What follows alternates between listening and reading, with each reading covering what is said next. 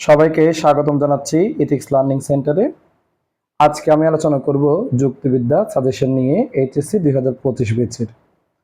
প্রথমে আমরা দেখে নিব যুক্তিবিদ্যা প্রথম পত্রের মধ্যে আমাদের শর্ট সিলেবাসে অধ্যায় আছে প্রথম, তৃতীয়, চতুর্থ, পঞ্চম, ষষ্ঠ এবং সপ্তম।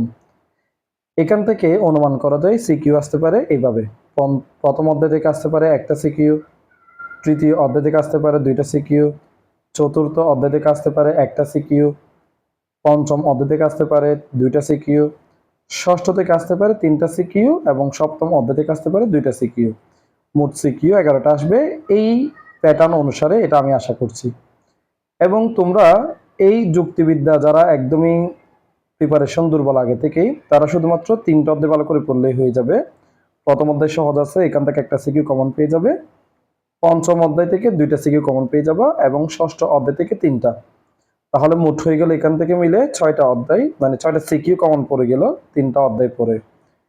এর পাশাপাশি ফুল অ্যান্সার করার জন্য তোমরা চাইলে তৃতীয় অধ্যায় একটু দেখে রাখতে পারো। এখান থেকে দুইটা সিকিউ কমন থাকবে, তোমরা যে কোনো একটা লিখলেই 7টা সিকিউ উত্তর করা হয়ে যাবে।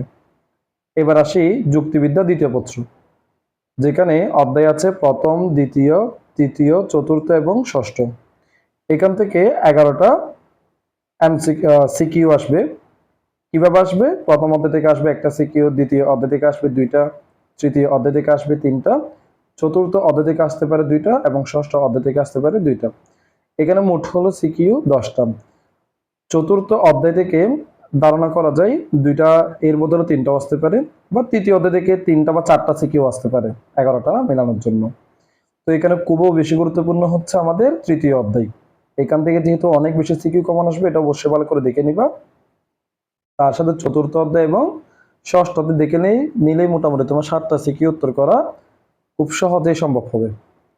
এবং এই অধ্যায়গুলোর বেসিক পড়ে তোমরা অবশ্যই প্র্যাকটিস করবে। বোর্ড প্রশ্ন 2017 সাল থেকে শুরু করে যতটুকু অবধি তোমরা 24 সাল 23 সাল অবধি আসতে পারো।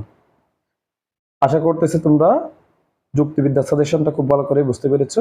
সবাই ভালো থেকো, সুস্থ থেকো, সুন্দর থেকো। আল্লাহ হাফেজ।